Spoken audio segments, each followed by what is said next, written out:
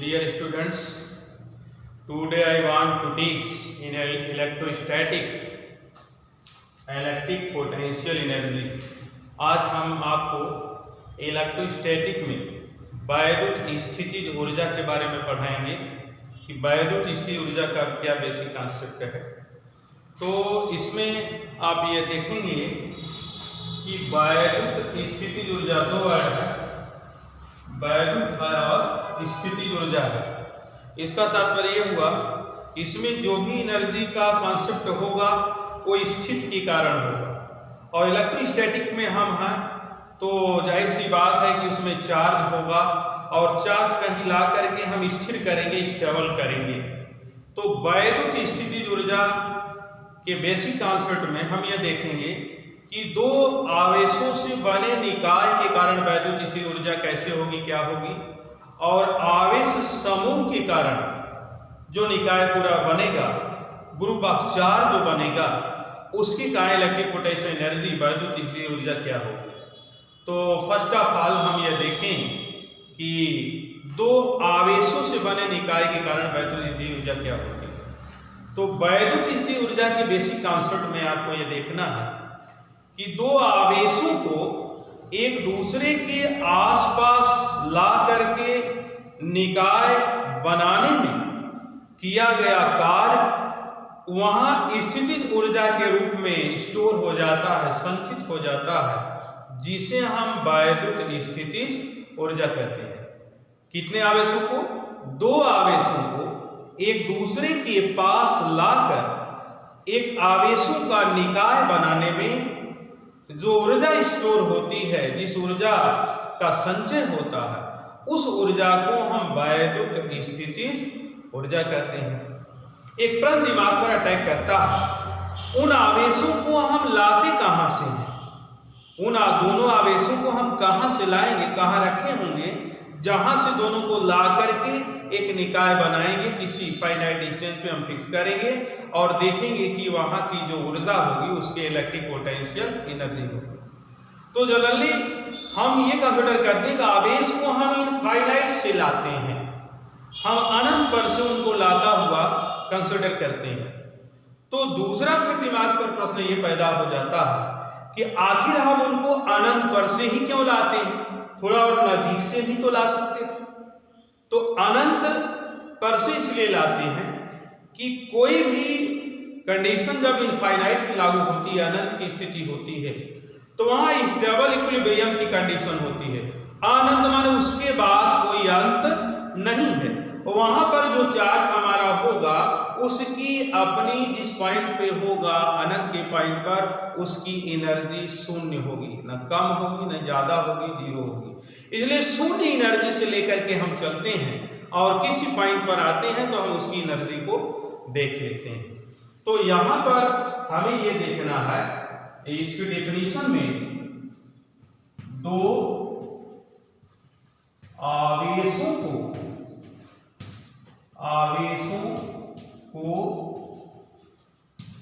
एक दूसरे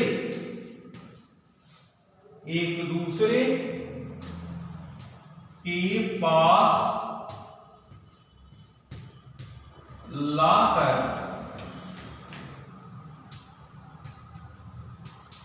निकाय बनाने में किया गया कार्य ऊर्जा के रूप में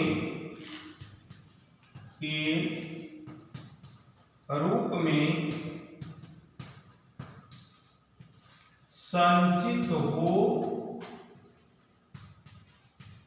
जाता है, जिसे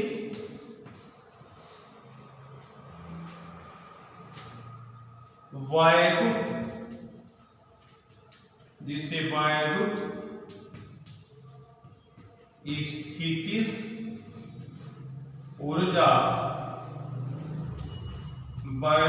स्थितिज ऊर्जा कहते हैं। जनरली इलेक्ट्रिक पोटेंशियल एनर्जी वैद्युत स्थितिज ऊर्जा को कैपिटल यू से लिखते हैं, इसको कैपिटल यू से लिखते हैं। अब हम ये कंसिडर करें कि दो आवेशी समूह को दो आवेश को ला करके एक पास हम करें तो कितनी इलेक्ट्रिक पोटेंशियल एनर्जी वहां होगी। तो हम ये कंसिडर कर लें कि एक पॉइंट ए है, इस पॉइंट ए पर हम काफी दूर से अनंत से किसी आवेश Q1 को लेकर के चले और Q1 को लेकर के आए बिंदु ए पर रख दें। ये हो गया आवेश Q1। तो चूंकि यहां कोई और आवेश नहीं है अभी तक पॉइंट ए पर कोई दूसरा सेकंड चार्ज नहीं रखा गया है, तो जब हम आवेश Q1 को इनफाइनाइट से लेकर के आएंगे, उसको जीरो ऊर्जा अवस्था से लेकर के आएंगे, तो यहां पर कोई और आवेश होता तो Q1 को आकर्षित करता, अपने नेचर के हिसाब से या प्रतिकर्षित करता। जब कोई आवेश है ही नहीं तो Q1 को लाने में अभी तक कोई आकर्षण या प्रतिकर्षण बल कार्य नहीं किया है, तो अभी तक Q1 को यहाँ A पर रखने में कोई कार्य नहीं होगा। फिर हम क्या करते हैं कि दूसरे आवेश Q2 को, एक दूसरा आवेश Q2 है जिसको हम अनंत से बिंदु B तक लाते हैं। अनंत से कहां तक लाते हैं? बिंदु B तक लाते हैं। और यह बिंदु B जो बिंदु A है, यहां से हम ये कंसिडर कर लें कि R दूरी पर है। कितने डिस्टेंस पर है? ये R दूरी पर है। और इस आवेश Q2 को हम इनफाइनाइट से लेकर के आते हैं। अब देखिए, अब Q1 जब आया था तो यहाँ कोई आवेश नहीं था, इसलिए Q1 के आने में तो कोई कार्य नहीं हुआ। लेकिन जब Q2 आया तो यहाँ Q1 आवेश पहले से ही उपस्थित था, तो Q2 के आने में अब Q1 के द्वारा यहाँ प्रतिकर्षण बल लगाया जाएगा, क्योंकि दोनों आवेश को हमने प्लस प्लस ही लिया है, सजातीय आवेश लिया है। तो Q2 जब बिंदु B तक आएगा तो इसको B पर आने में कार्य करना पड़ेगा, और वही कार्य जो होगा यह एनर्जी के रूप में स्टोर होगा। क्योंकि आप मैकेनिक्स से ये जानते हैं कि जब कार्य होगा तो एनर्जी स्टोर होगी, और जब एनर्जी होगी तभी कार्य होगा। तो Q2 को B तक लाने के जो कार्य करना पड़ेगा, उस कार्य को हम मेजर करेंगे। तो हम बिंदु B पर जो Q2 को लाए हैं, हम पहले यहाँ Q1 के कारण बिंदु P पर हम इलेक्ट्रिक पोटेंशियल वैद्युत विभव को देखें कि जब Q1 बिंदु A पर है तो इसके कारण बिंदु B पर यहाँ से R दूरी पर वैद्युत विभव कितना है। तो यहाँ पर देखें, आवेश Q1 के कारण बिंदु B पर वैद्युत विभव, इलेक्ट्रिक पोटेंशियल वैद्युत विभव, तो V is equal to 1/4 pi epsilon 0 Q1 by R, V equal to ये 1/4 pi epsilon 0 Q1 by R। अब इस Q1 के कारण बिंदु B पर इतना विभव प्राप्त होगा, यहां से दूरी R है, और आप माइंड पर सेटअप करेंगे कि यह विभव बिंदु B पर है, आवेश Q1 के कारण है, और बिंदु B आवेश Q1 से R दूरी पर है। फिर आगे बढ़ेंगे और आप देखेंगे कि आवेश Q2 को जब बिंदु B तक आप लाए होंगे तो कितना कार्य करना पड़ेगा। तो आप आगे की स्थिति में आएंगे, अतः आवेश Q2 को बिंदु B तक लाने में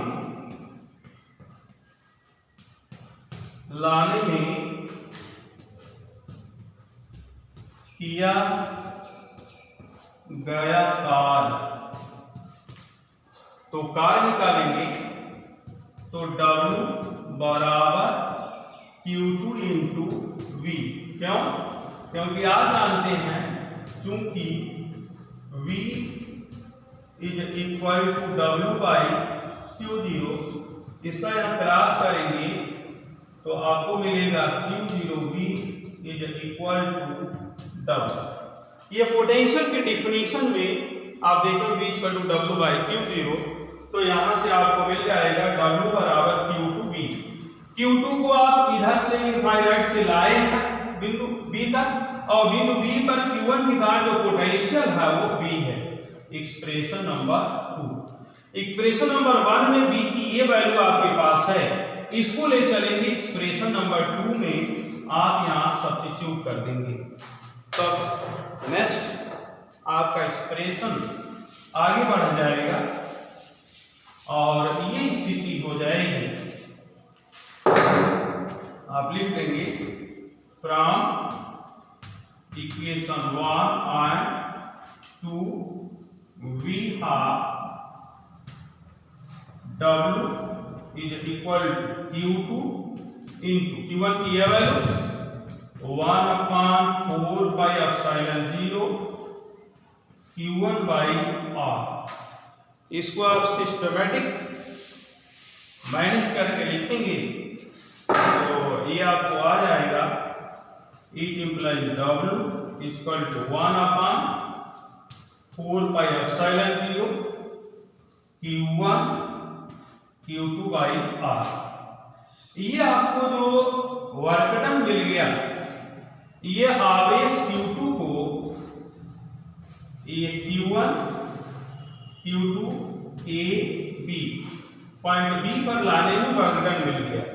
और जब आवेश Q2 को Q1 को तो A पर लाके रखा गया था, Q2 को भी इनफाइनाइट से आपने लाया तो B पर रखा, तो दोनों आवेशों को एक दूसरे के आसपास रख करके एक निकाय बना दिया गया। और जब निकाय बनाया गया तो इतना कार्य इस निकाय की करेस्पॉन्ड आपको हो गया, तो यह कार्य यहाँ अब पोटेंशियल एनर्जी के रूप में स्टोर हो जाएगा। This work done stored in the form of potential energy.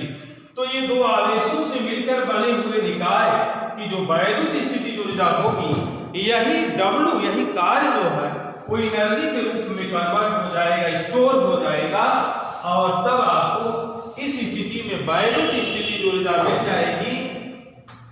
आगे अर्थात वैद्युत स्थितिज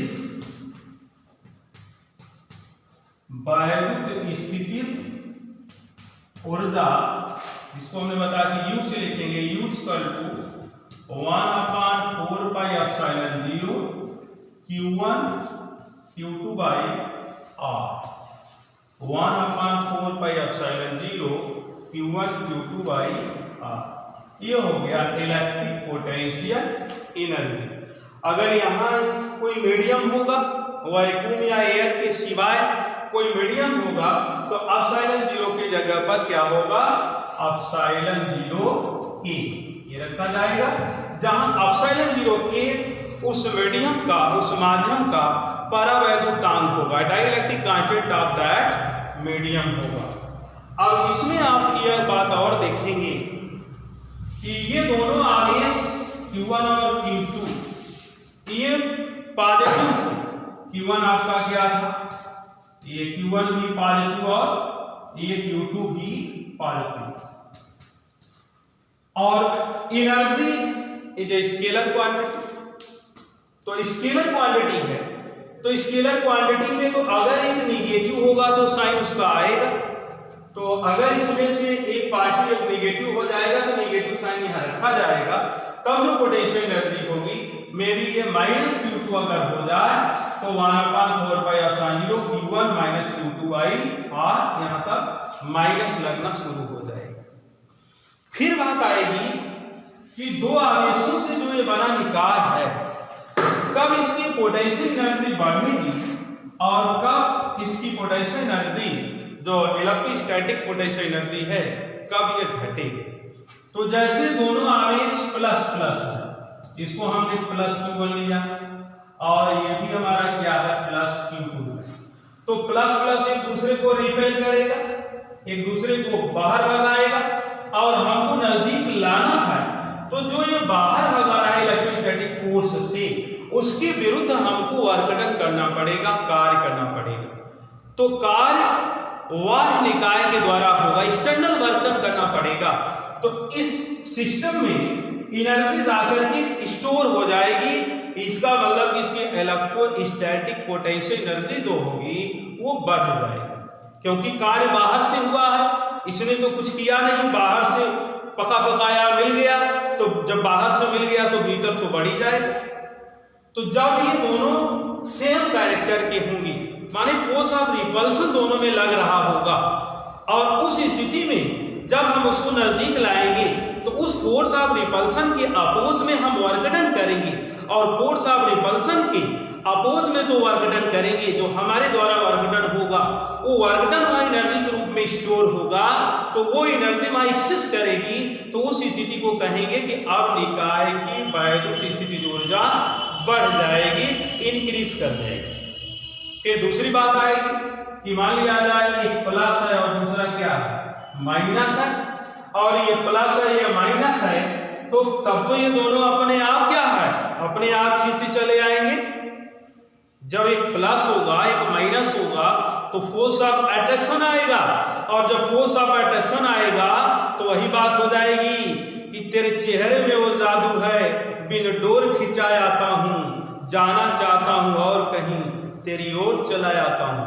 तो क्या होगा, ये अट्रैक्शन होगा, और जब ये अट्रैक्शन होगा तो यहां पर वर्क डन सिस्टम खुद करेगा। सिस्टम क्या करेगा, खुद करेगा। जब वर्क डन करेगा तो उसकी एनर्जी लॉस होगी, कोई भी कार्य करेगा तो एनर्जी लॉस होगी। तो इस स्थिति में निकाय की जो वैद्युत स्थितिज ऊर्जा होगी वो क्या होगी, वो घट जाएगी, निकाय की वैद्युत ऊर्जा घट जाएगी। तो ये दोनों बातें आप अपने माइंड पर टेकअप करेंगे। फिर आगे की जो स्थिति होगी ये कि आवेश समूह के कारण वैद्युत ऊर्जा अगर देखना है तो जितने भी आवेश युग्म बनेंगे सबकी स्थितिज ऊर्जाओं के योग के बराबर होगा। नेक्स्ट पे हम चलेंगे तो ये कहेंगे कि आवेश, ये तो दो आवेशों से मिलकर निकाय बना था, 2 बजाय 3 हो 4 हो और हो, तो क्या होगा, आवेश समूह के कारण वैद्युत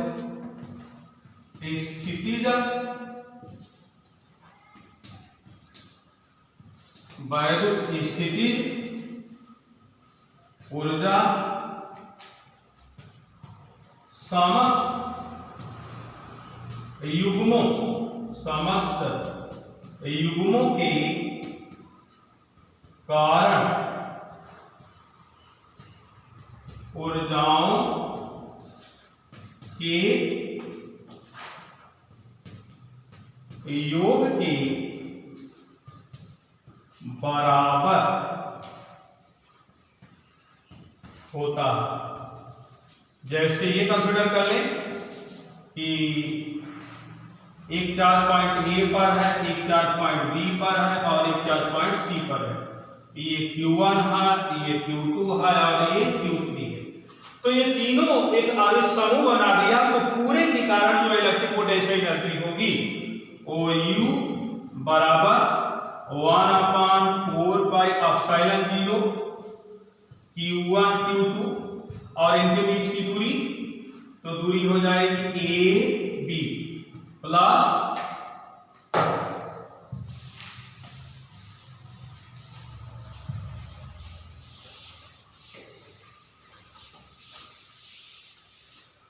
इस स्थिति को ऊपर लिख रहे हैं, ये U बराबर 1/4 पाई एप्सिलॉन 0 Q1 Q2 के बीच की दूरी AB plus 1/4 pi epsilon 0 Q1 Q3 कर दे, Q1 Q3 अपान इनके बीच की दूरी AC plus 1/4 pi epsilon 0 Q2 Q3 कर दे, Q2 Q3 अपान इनके बीच की दूरी BC।